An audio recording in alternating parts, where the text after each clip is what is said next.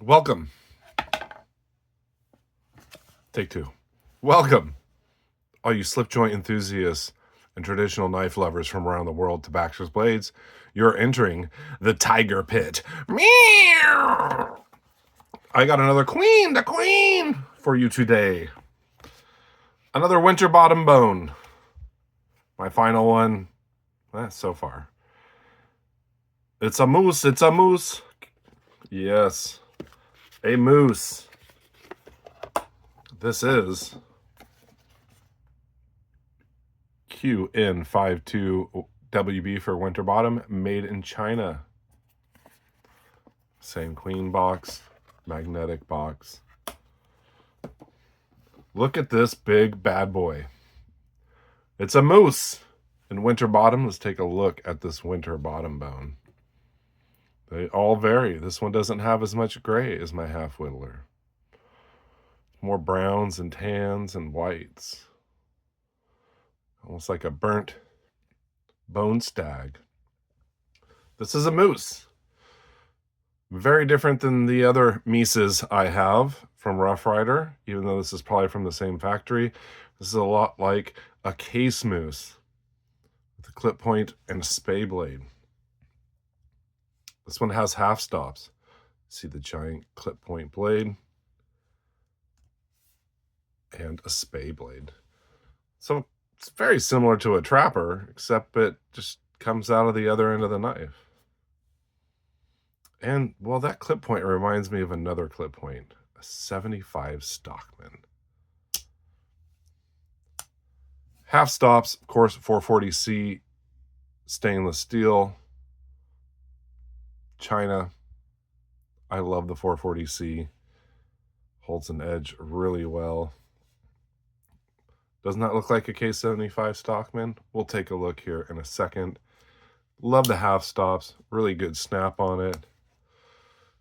And, well, that kind of looks like a trapper to me. Spay blade, match strike pole. See queen on the tang there. Mirror polish blades, 440C. Kind of an interesting one. I don't have a moose with a spay blade.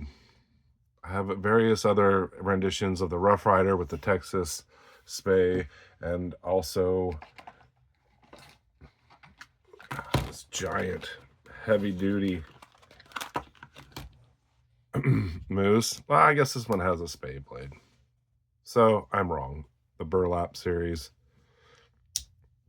Different type of moose. Cigar pattern. Really nice snap. Really good moose. A different one, though, from Rough Rider. But taking a look at this one. Really nice. Winterbottom. The shield looks really straight. Let's compare it to a case 75. That looks familiar. Well, this is a Stockman. Put them side by side. They're very close. They're both 4 1/4 inches long. Just different blade sets. So very similar. I think that the case moose is a lot like this queen. Queen probably copied it. But very, very similar clip points. Just the nail nick's a little bit different spot. Looks like the case is a little bit slimmer. And the queen is taller. No pinching to the bolsters on the queen.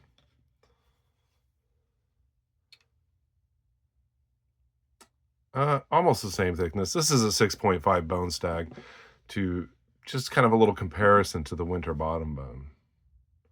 Now, definitely different. Case does a really good job with their 6.5 bone stag, but it is a bone jigged and burnt and made to look like stag. Winterbottom, I don't think, is trying to look like bone stag, but some of them actually do look really nice. This one's a little lighter on this side. So that's a quick comparison.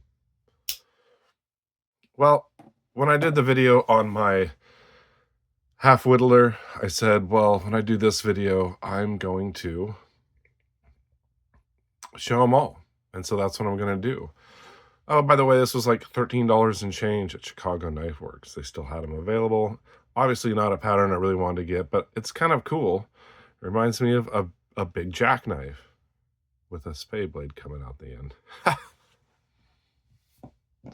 Very cool. Love the 440C. Love the Winterbottom. I just had to get these for the collection before they're gone, because they don't make them in China anymore, and they don't even sell them at Chicago Knife Works, or Smoky Mountain, excuse me. My very first one, the Slimline Trapper, very nice Winterbottom on this. Very cool spade blade. Look at how pointy that is. Very elegant. It's like a super long pin blade. All 440C, all Winterbottom bone. This shield's a little crooked. The queen, the queen.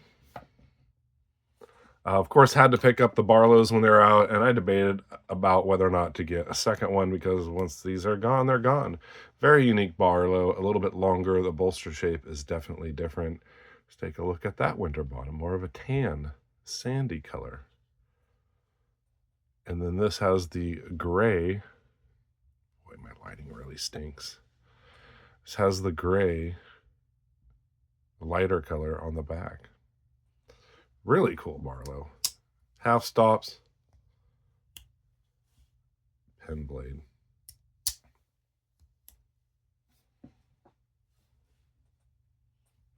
My first Stockman was a small Stockman. This really got me into, I really dug this knife. Great small knife to bring to work. I've been carrying these again, and it's been really nice. Spade blade, sheep's foot, clip point. And you can see they're all a little different. This is a little tan, sandy, kind of like the Barlow, maybe a little darker. They all vary a bit. This one really doesn't have much gray in it. I was digging them so much, I wanted to get a Stockman that I didn't have in the collection. And this case makes one like this. This has rounded bolsters. It's kind of like a medium or large Stockman with the clip point, the sheep's foot.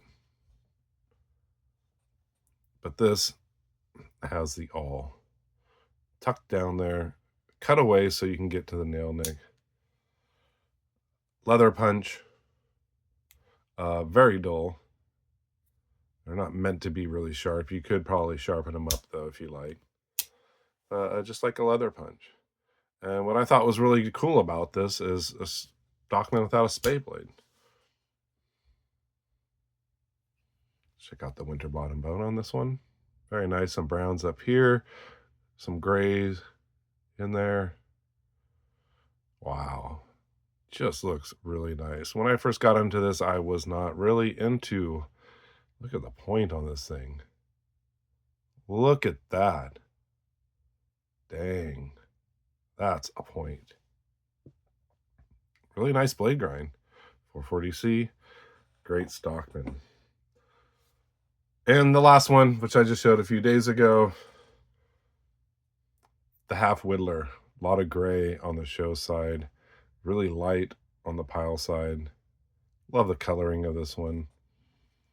Very much reminiscent of a penknife. Single back spring, pin blade, clip point blade. Very cool. Well, these are the only ones I have. I know I'm missing a few. They do have the fish knife, which I probably should pick up. I don't know, maybe someday if I do another order there at Chicago Knife Works, I will pick it up. I'm really not into the fish knives that much, though I do have a Rough Rider, so I may as well get a Queen Winterbottom. It is 440C stainless steel. Very, very beautiful and classic collection. I already mentioned the origins of the Winterbottom was the last name of a family from Sheffield, England, and they moved to New York, and they did bone for Queen and many other manufacturers. And this was their signature jigging pattern. I do not have an older original USA made one. I only have these. I have an older queen, a 1976 Mountain Man, and this brown jig Delrin, stainless steel, made in USA, but this isn't Winterbottom. But it'd be really cool to get one of these in Winterbottom. Now, the new queens made by Bear & Son, they do make these in an amber Winterbottom jig, which is very cool. I kind of wish it was. It's a little bit more, it doesn't look like this at all, except the jigging. Well, thank you very much for joining me in the Tiger Pit and looking at a bunch of Chinese knives. That's right. That's what started this channel. Budget knives like this. All 15 and 12 and $16. And I'm back. Sorry I was interrupted because I was making a bunch of cat noises here in the back room. My lady had to come back and see what the heck was going on. As if I don't do this all the time. So yeah, like I said, all these were under $15. I don't know how they can make them so cheap. Subsidies from the Republic of China. Really high quality. No major gapping. The blade's now not all centered, but when you're spinning that little for these, you're not really upset. You're not spending 70, 80 bucks. Very nice, in my opinion. And whereas I do generally collect more USA made knives nowadays, I started off with Rough Rider, Frost, Queen, Chinese knives. They're a great way for me to try out patterns and get into collecting knives. Stay sharp, be kind, and take chances. Take care.